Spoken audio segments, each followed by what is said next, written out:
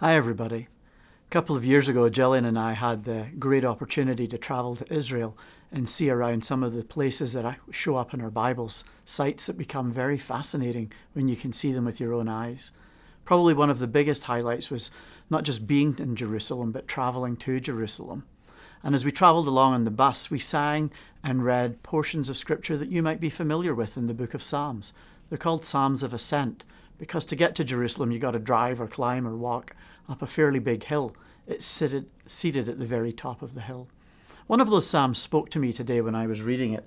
It's 125, verse 1. The opening verse says this: "Those who trust in the Lord are like Mount Zion, which cannot be shaken and endures forever."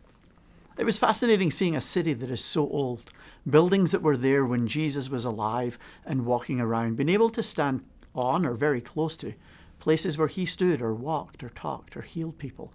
It was an amazing thing. And the truth is for us that God will hold us fast. He's not leaving go of us. We're not in this wondering what could be next. We know that he is with us and we shall stand. It's going to be a long journey. We all begin to imagine that right now. But it's not a journey that anybody has to be alone on. And I look forward to what comes next. Easter will be very different for us this year, but the Easter story remains that Christ is risen. Not even death is the end of the journey. Not even what seems to us the final act could stop Jesus. He rose again. We celebrate that. We live in that hope, that we have a hope that endures beyond the present crisis. It endures beyond our own experience of life or death to life in the presence of God forever.